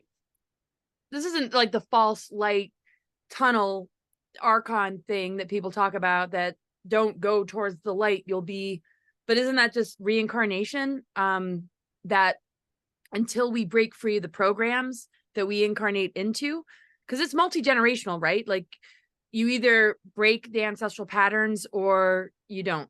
And that seems to be a part of maybe the waking up process, is that we keep reincarnating, learning lessons that we might have missed. It bleeds through. We experience the same kind of thing, but we might be all the wiser because we've been through something similar and we weren't able to overcome it. This is very different what you're talking about, right? Because if a soul's fully conscious, this is after the physical body dies, you're saying in a super soldier body, which means that that soul was already transferred into an avatar. And imagine your astral body.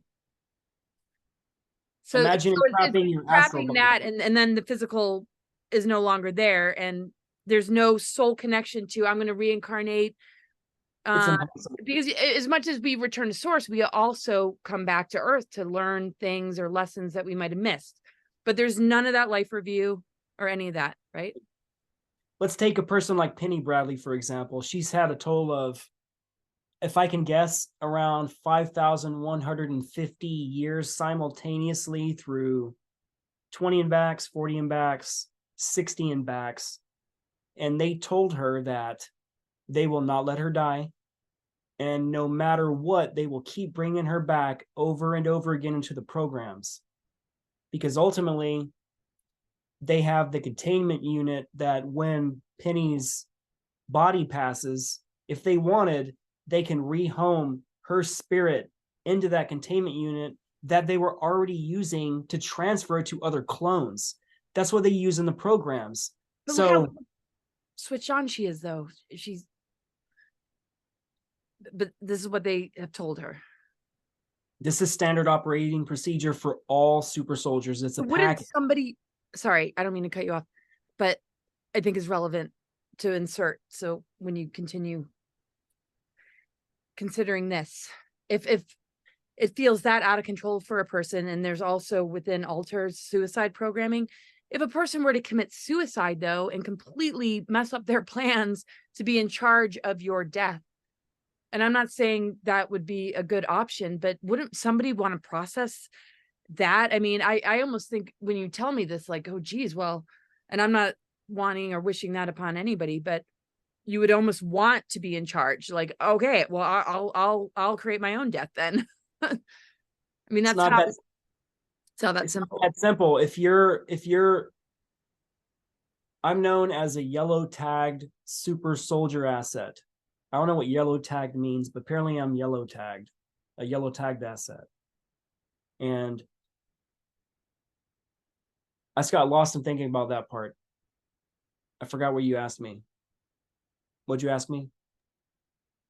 I think it's more important that you continue with what you were sharing about, Penny. I was just saying that, I mean, when you're told something like this, so she expressed Okay, this. I remember what I was going to say. Okay. So if you naturally killed yourself with suicide, they'll just go back to the moment before you did that and prevent you from doing it. Because I'm involved in a lot of time ops. The whole portal stuff, it has to do with time as well. That's why I understand complex physics and time. And I always try to tell people what time actually is, and I can describe it in a rudimentary way that always blows people away, especially once I connect every other planet to time. Then they, after that, they don't understand what time actually is. They're like, holy crap. Like, Well, how limited is that to just Saturn being the Lord of Time? It's well, not. Or it's about cycles and precession of equinox and that kind of thing. I mean, how are you defining time? okay, so let's say before time was put into a construct, there was only existence. So if you were to exist and you were infinite, there is no death. So there is no perception of point A to point B. There is only existing, right?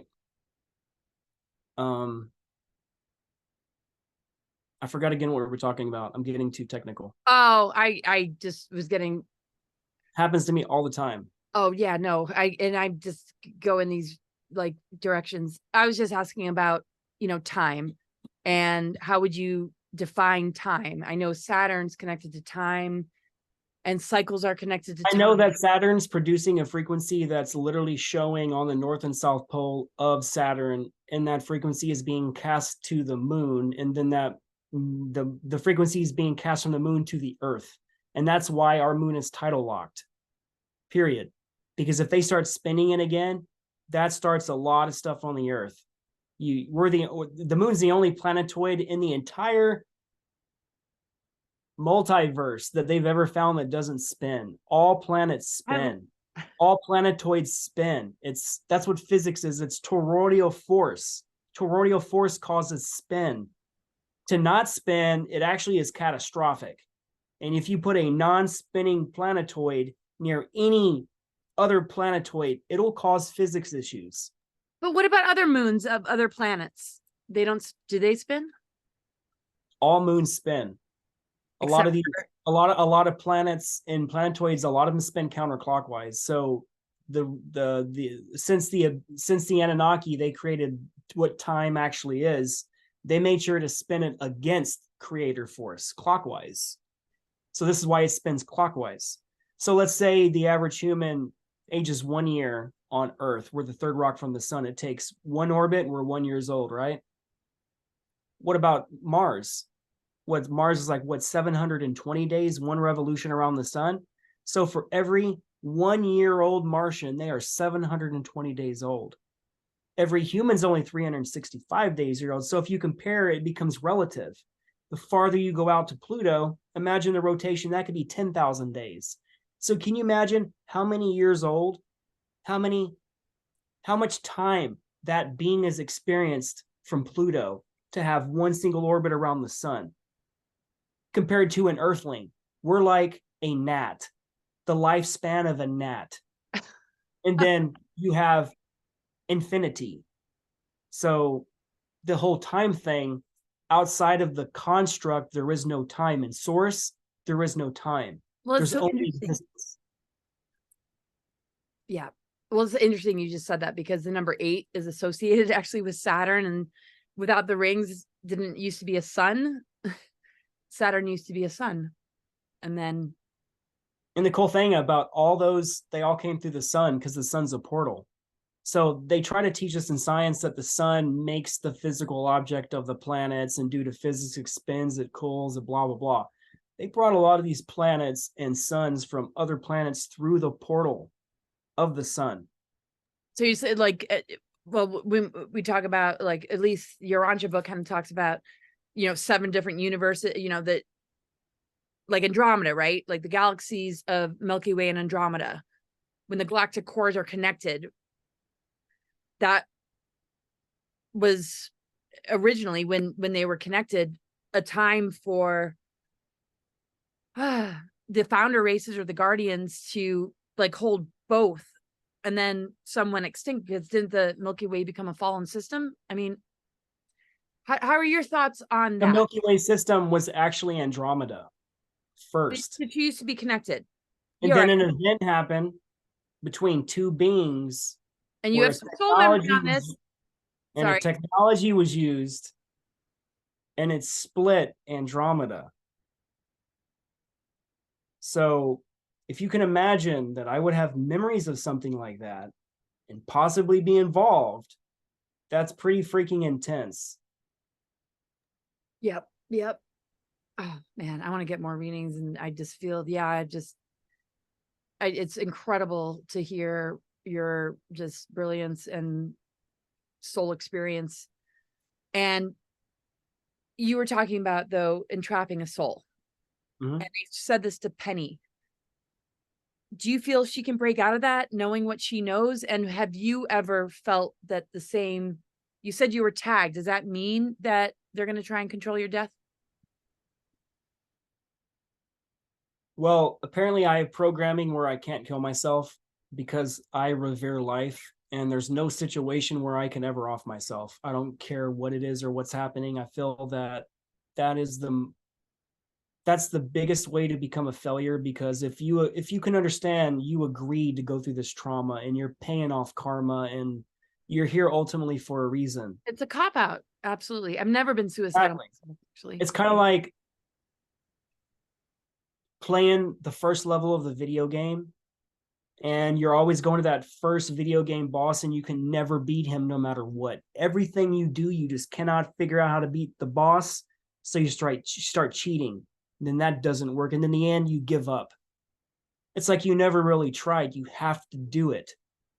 That's why a lot of us are warriors, a lot of us are not warriors.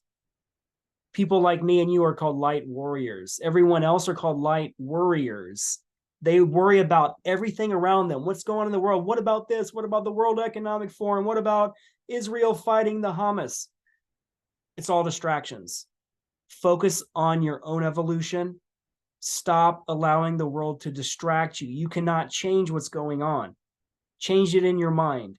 Be the change you want to see.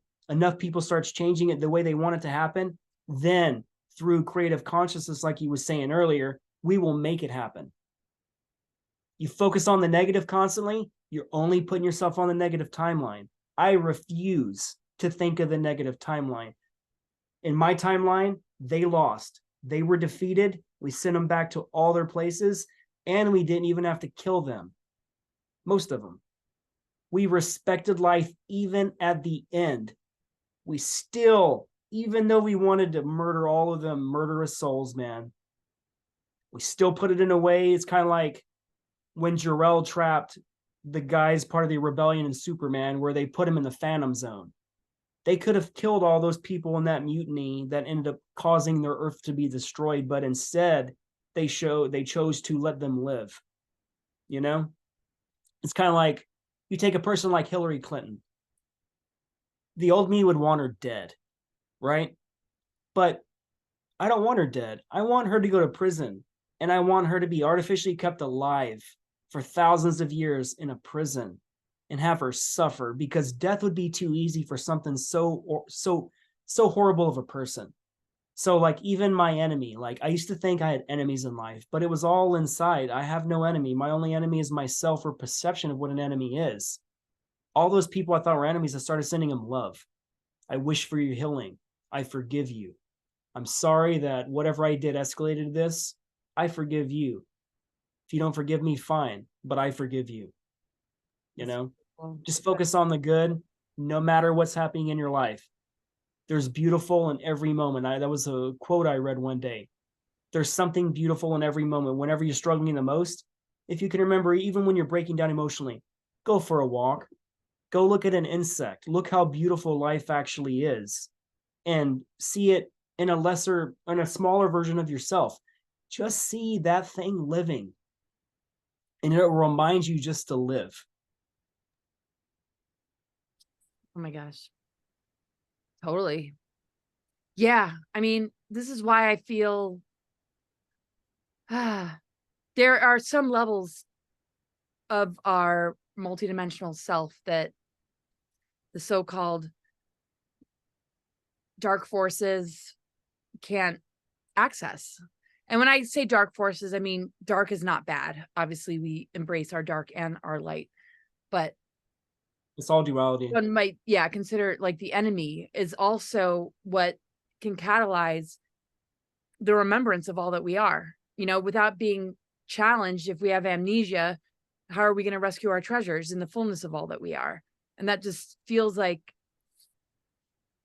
what your warrior spirit has been capable of doing in the most unbelievable circumstances that are going to challenge many minds to be able to begin to process. But there's no doubt it's also real. I mean, how liberated and free do you feel from these things, knowing that there's part of your energy still being contained places? Do you feel that you are constantly calling it back?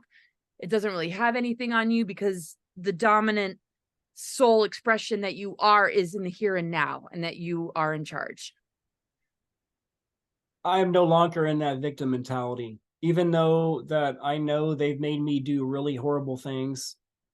I know that the things that I had to do were done because I had to do them. And I know in the end, I win, we win. So regardless, everything they've ever done to me my whole life, I don't focus on it.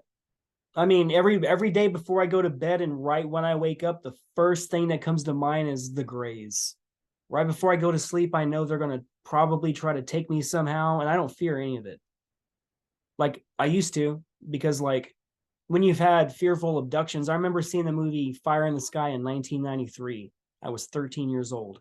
I was in the front seat of the theater, and the screen was 2 feet in front of me where you had to look like that. And I remember when I seen that Travis Walton abduction, it freaked me out in ways I can't even explain. And it turns out I had the same style abductions, and like I never knew. And it took years of hypnosis and QHHT and trying to recover my memories of my childhood to see that this stuff was actually real. And trust me, I know it sounds all crazy. All of it sounds crazy, but like to be sane in a world of craziness and accept it as truth, and to step forward into that truth without fear anymore, that's true power. Like I said, I don't care what they do to me. They killed a lot of super soldiers. They killed a lot of people who spoke out. They say you protect yourselves by putting yourself in the public. You tell your story online. A lot of those people that did that, they were killed. I don't care anymore. I know what you mean. I mean, I haven't dug as deep as you, and I need to, but I've dug pretty deep. And when you let go of the fear of death, I think that is one of the greatest testimony to remaining soul-centered. Your soul cannot be contained by anything if you stay soul-centered. I mean, to me, the indoctrination that's going on right now is to separate people from their soul matrix, their intuition, their ability to hear that internal guidance. It's just completely like what's outside of me tells me, whatever the doctor tells me, whatever is on the news tells me what reality is. To me, all those souls are already in a way, captured, but they're on the cusp of making, either creating a breakthrough for themselves, or do you kind of know what I mean? Like, it just feels like they don't have any ounce of you, but you're such an enormous spirit with so many abilities that, yeah, they might be able to utilize, some things, but I know that you've already won the war, and that's why you don't engage with the narratives. Even if you can see through them and know they're false flags, you're not dropping into that place. And so you're just an incredible activator to everybody that listens to you with all that you've experienced. You know what I mean? It's really incredible. So what has been the latest? I mean, this is all very recent for you. I mean, I've known you for a couple of years, and the enormity of all that's been brought to your attention lately is more than I've ever heard you express. How has that changed your life, or your sleeping patterns, or just your everyday?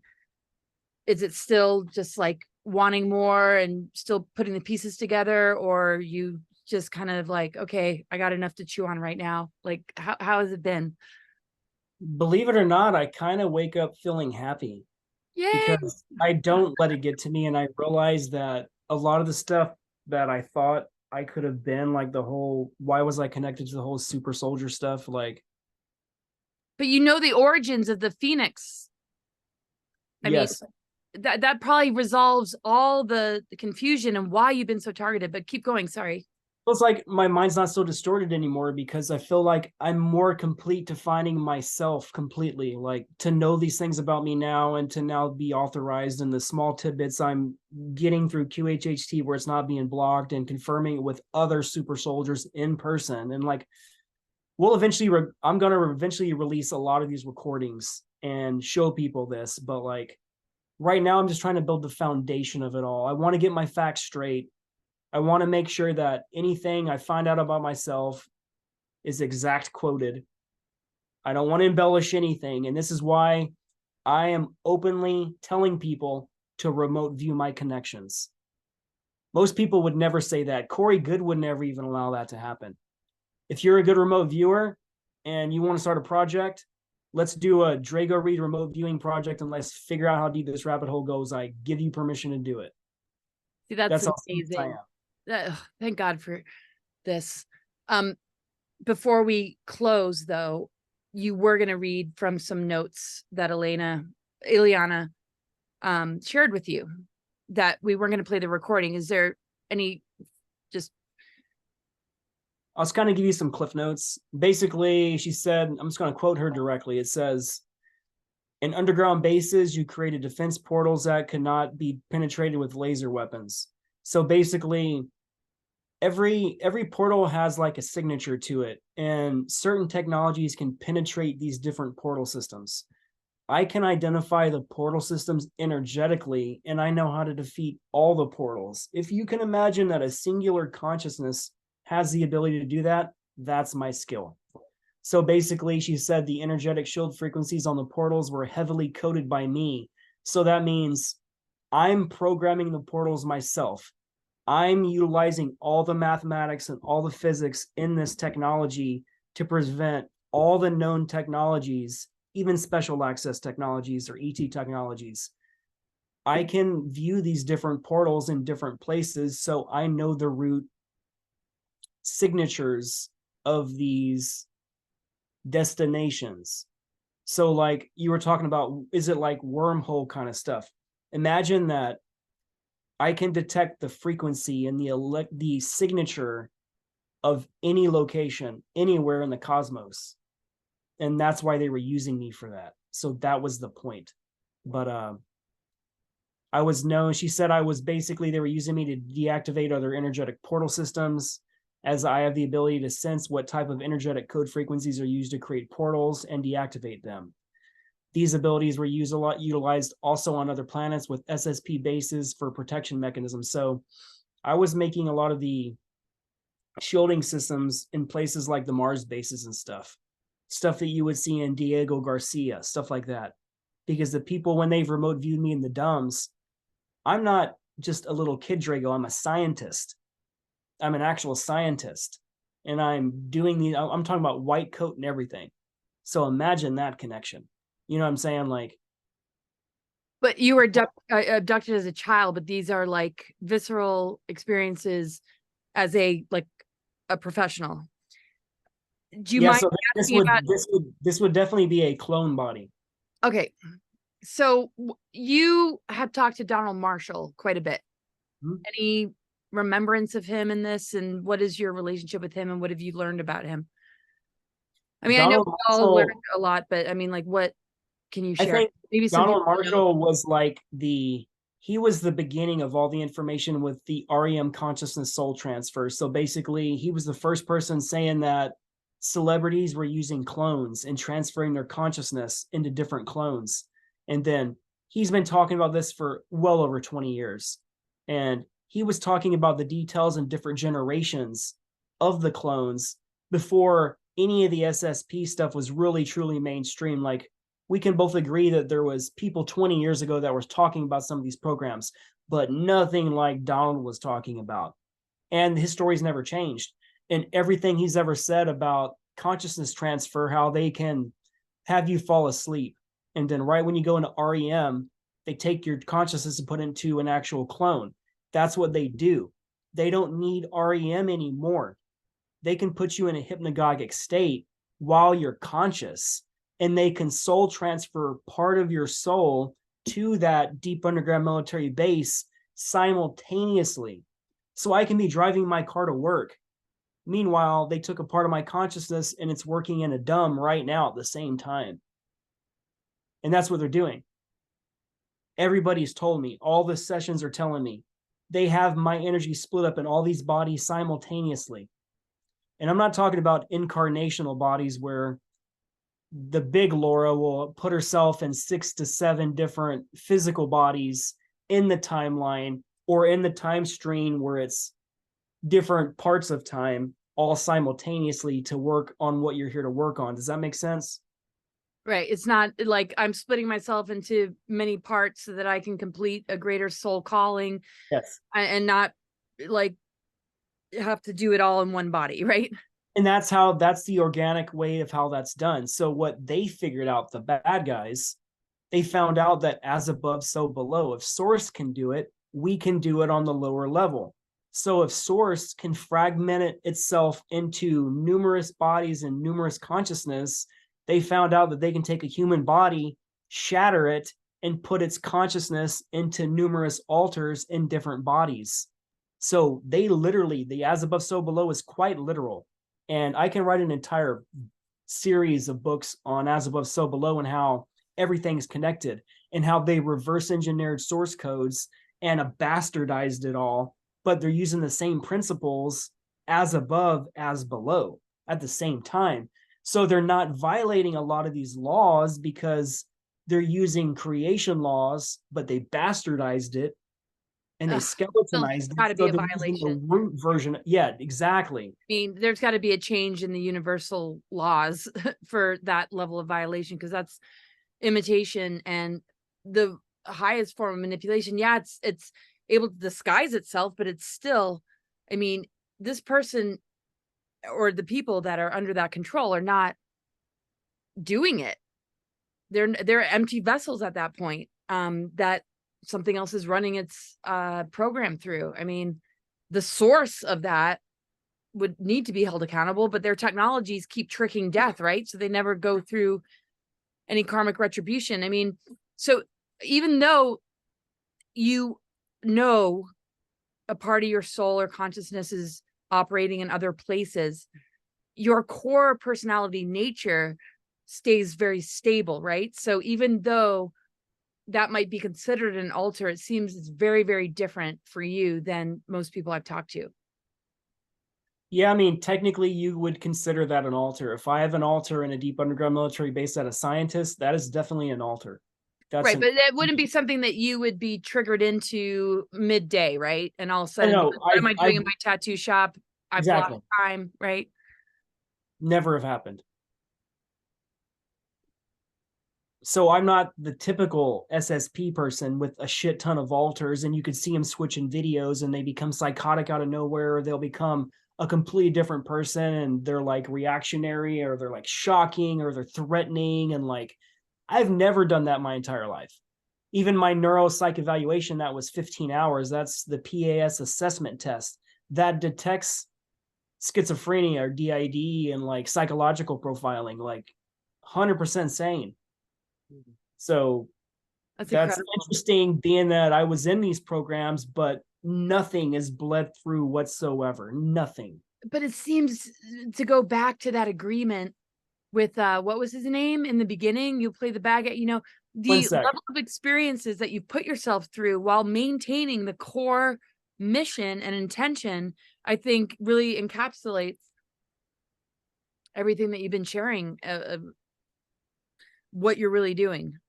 You can be in these, situations, but it's very different than there's an anomaly here, the divergent anomaly here that That's what oh my Peter God, called we me. gotta But there's I'm the gotta be a anomaly. movie about you after these books come out.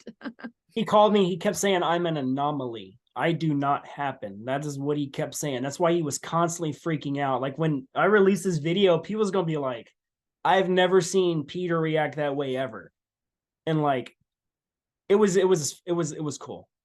But to get back to summarize what Ileana said, I'm just gonna burn through that really quick. It's not really much. I don't want to take up a lot more time, but on top of the dumbs, I'm also working in the inner earth civilizations, and she remote viewed me working on this energy where she observed these floating cities, and they're ancient. They're more ancient than we've ever known, and I have tapped into the earth energy that's flowing through these towers, and it's a part of a life rejuvenation project. So imagine you can eat this energy and you can sustain your life forever if you wanted to. And she physically seen these floating cities, and she said there's spires on top, and this energy shoots out. But basically I'm working on that project down in there. And what she said about it was, I visited inner Earth-like civilizations and participated in life force and age extension projects to expand and rejuvenate cycles of beings, as well as stop the aging process. She said that it was a floating city on moving platforms, and the top towers of the cities emit energies that create cloaking shields around the cities to protect them from spying technologies. Same thing with the portal tech. You can create a portal around something that cloaks the whole thing from being seen. And I know the mathematics of it. That's why I'm blocked with mathematics in this life. I am shitty with math. So apparently in other versions, I am amazing at math.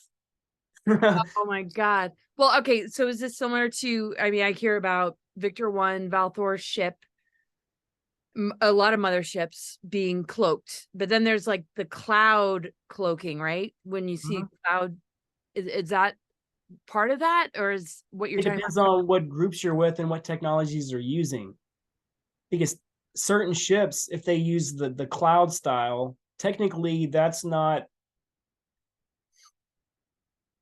100% cloaked, because you can see the shape of the craft outside the cloud. So technically it's only bending light in a way that's producing that cloud apparition.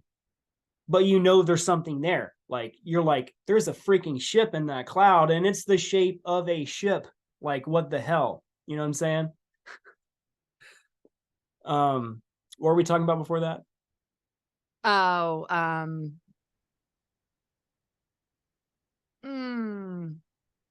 We always just go 1,000 miles an hour in every direction. right. No, I think we were talking about the cloaking technologies around the different stuff. So I deal in a lot of that technology within the DUMS and stuff. And like I said, that I've provided certain technologies for other planets.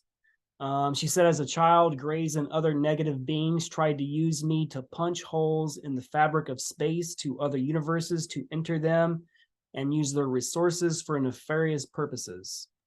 Also to create portals, to create bridges and gates for ships and soul travel to other universes without permission.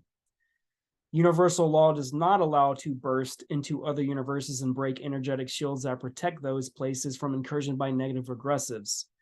She said I was threatened as a child to do this work, otherwise they would try and destroy my soul. So they have threatened to obliterate my physical soul. So not only can they entrap your soul, they can obliterate your soul electromagnetically. And I've heard they can do it to a point where they can contain it in a way once it's obliterated that you never go back to source. So you never reintegrate back into what you were and what you are and what you will become. I mean, the true source energy is more powerful than all that, though. I like 100%.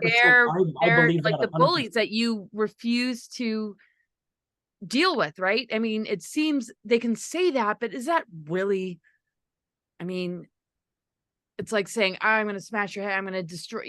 It just sounds like more of a threat.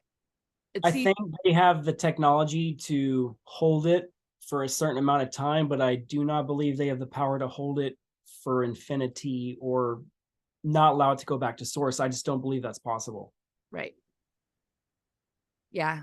So, I mean, you knowing that and you owning that, I feel is a part of your protection. I mean, if they're going to say that, just like they put out a lot of psyops, it's the belief that engages the threat that puts a person in possible harm's way. So one thing I just remembered just now is you know Matthew Mornian, right? Yeah. So I just did a QHHT regression on him about a month ago. Oh, no shit. Cool. Yeah, he came to my house and it was like a 5-hour regression where I think he was under for like 5 hours. And it turns out me and Matthew know each other from numerous lives. And he was in the deep underground military bases with me. And he was shown that. And he did not know at that point of his life that he was even connected to any of this whatsoever. So the 3-hour video he did as a review of his experience was only a summary form of what we both went through. It was some next level shit, and we definitely fought some stuff. And let's get him on the show. That'd be cool. But for him to discover that not only is he involved in these programs, which again, he had no idea.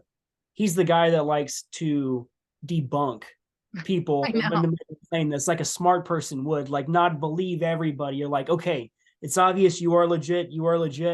You're just a conscious deceiver and you're lying since the beginning. And I'm the only one that can see it. And I find that crazy. That's why I love Matthew, because he'll always speak his mind and he's not afraid to go against the status quo. Right. To challenge other narratives. Because if we can't challenge a narrative of what's going on with the universe right now, and we get blacklisted for those narratives, or completely smeared. And I mean, like, I don't want to name names because I won't. We're not going to edit, but I'm really amazed. Me and you, we're not name namers. Like, me and you are not like that. We're not the vindictive name namers, right? Like, we're not going to get part of all that negative stuff, but like, to get banned at shows and just to take part in other conversations with other people that goes against certain people's narratives and that gets you banned just for talking to other people, like that's hardcore, man. Like that is definitely some Corey Good stuff. I refuse to. We both experience a lot of this insanity. I definitely have, and it's still impacting me to this day. I mean, but that's fine. It's like truth is truth, and that to me is the ultimate relationship that I have in life. And everything else, it's like, you don't see it, you don't get it, you're just going to fall for that. That's on you, not me. Yeah, the thing I like about what you just said, it reminds me of wokeism. And one of the tenets of wokeism is that your opinions matter more than the truth. My response to that is the truth is the truth, and the truth cannot be changed. Yeah. There is only the truth.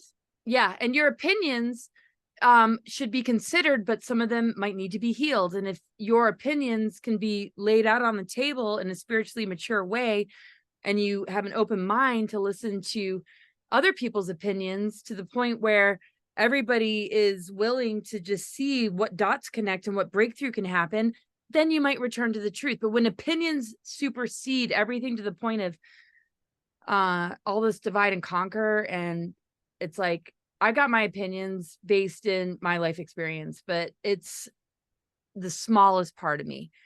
It's just my perception that I'm always seeking to upgrade.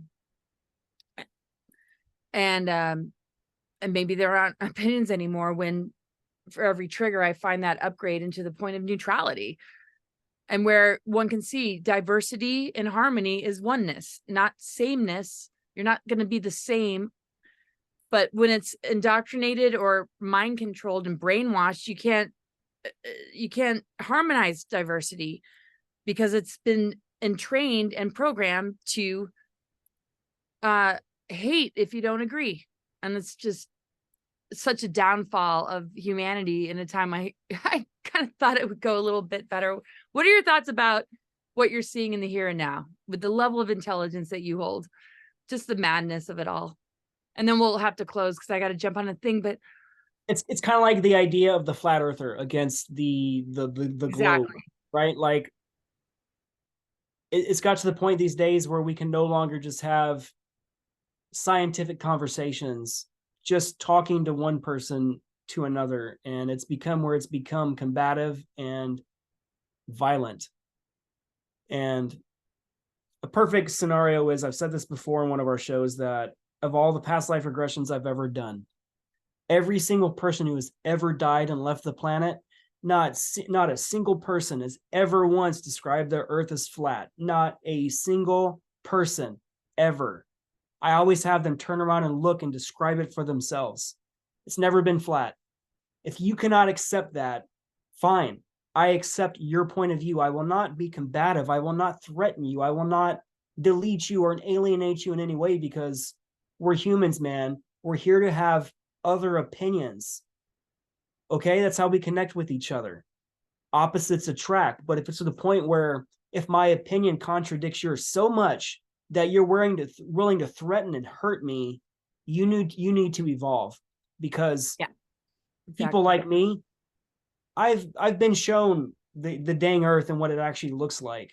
So if you really want to look at what it looks like yourself, do a QHHT regression, experience your actual death from another life, and see what happens when you leave your body. And then you tell me what you experience. But under no circumstance will I talk down upon you or look like less of you just because you have a different opinion. It's not how it works, man. You know, opinions are needed because it allows us to see certain things. And if people don't give you constructive criticism, you can never realize how you can make better changes for yourself. So like, I love constructive criticism, ideas that I can't see, other points of views. Thank you for that point of view. I would have never seen that. That is freaking awesome. I'd rather do it your way. That's true power. Oh, that's so brilliant and beautiful. You know, that humility, it's like, because it can all be so wonderful on this planet. Just respectful communication. I might see something somebody else doesn't see, like, oh, you know, the pile of sticks on that path. If you step on that and the sticks break, there's a big hole that I saw somebody digging, right? So I'm presenting a warning, or I'm presenting a revelation, this and that. You know, why wouldn't you want to consider it? Why would your opinion be like, oh, that doesn't exist? Oh, this is all conspiracy theory. It's like, no, we saw something that we want to protect you from. Therefore, we're sharing it out of the goodness of our heart. It's not about right or left. It's not political, you know? And when love is not the foundation of the share, then it is that defensive battle mentality that is destructive. And that's what I love about you, is because your foundation is love and respect. And you're going to share what you know. because you're in service to humanity, but you'll also like have the humility to like listen, but you can discern without being an asshole about it, without throwing people under the bus, you know? And that's the most important thing, because we all get there. You know, it's like humiliating a child that is crawling before they walk. It's like, oh, you know, it's like, they're going to get there. You know, why mistreat a person who doesn't get 9/11 or doesn't see the psyop of flat earth, you know? And I don't claim to be 100% correct in everything that I share. So I need to have as much of an open mind to somebody correcting me as I would hope somebody would have for me pointing out something that might be completely leading them astray, because it's coming from my heart. It's not coming from my ego. And that's what's very, very clear about you. So any final words before we go? I hope that made sense. I just had to have my little ramble there. I think instead of separating us into groups where you say it's left and then there's right, there's only forward. There's only a straight line. And it's either we're going to stay here in the past and fight each other because that's what they want us to do, or we finally join for the first time ever humanity. And it's us against them. That's power. And that's why they don't want that to happen, because if we stop bickering and we stop doing all the things we did in Atlantis and all the other civilizations where we created groups and cliques, that's when we separated from source. We need to all join back to one humanity and see that love again, and that there is no difference between you and I, regardless of our color, regardless of how we were born. You are me and I am you. There's no difference. There's only one mind in this cosmos, and you're looking at it right now. I'm a reflection of you. So I would never want to harm you because you are me. That is so beautiful, Drago. And this is what rebuilds our 12-strand DNA, because we all share, or we all have different aspects and pieces, yet we're all whole within ourselves, right? But we're here to switch each other on and activate each other, not go to war and battle because of the differences. It's like, so yeah, I hope these are the breakthroughs humanity has in the next couple months, years, weeks ahead of us.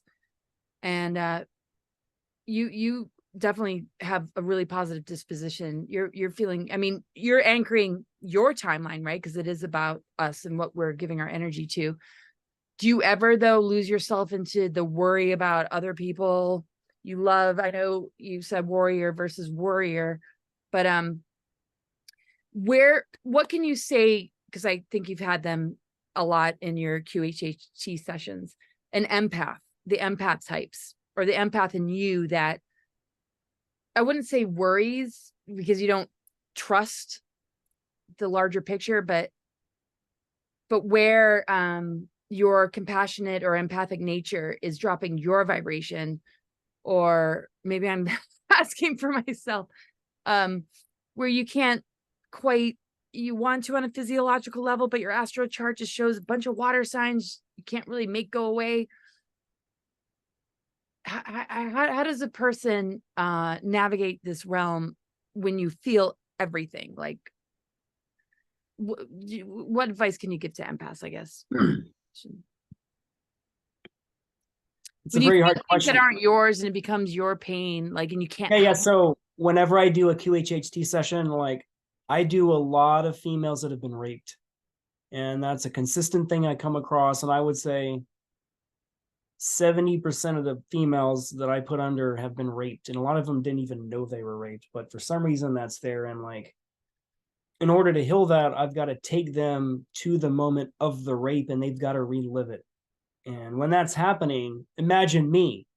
I'm sitting across from them, and they're a 5-year-old little girl at that moment, reliving that life when they were 5 years old from the eyes of that little girl. And imagine if you start seeing this client's body shake like they were being raped, exactly the way a child reacts. It's in their body, they're shaking in trauma. And I've got to be with them at every moment of this. And I've got to control myself, because I am a very big empath. I'm extremely sensitive to energy and emotions. And I've got to go through that trauma with them. And there's not hardly a single session I do where I've got to like shake it off. You know, because like emotionally you go through it with them. It's not like I'm a psychologist and I'm only doing this from a non-detached, non-emotional point of view, and you're going through the emotional part, but I'm the person that is like the stone. Unfortunately, when you're an empath and you're a clairvoyant and claircognizant, you get sent of a lot of information all at once simultaneously. And a lot of these times I feel the heartbreak in my heart. I can feel the physical pain that they're going through in me. And I had to start asking the higher selves, I'm like, why does it feel like I'm having a heart attack? In all my sessions, it feels like something is sitting on my heart. And they said that I was carrying and I was holding that trauma for that person. And I was trying to lessen it by removing the intensity of it. It's kind of like when I heal people, a lot of times the higher self can't fully heal somebody with something that's there. I've got to physically act. And I ask the higher self, do you need to use me as a conduit to help assist with this? I'll stick my hand over that client's body and I will physically do this healing for them. But I feel it. The emotions, the energy, it's very overwhelming.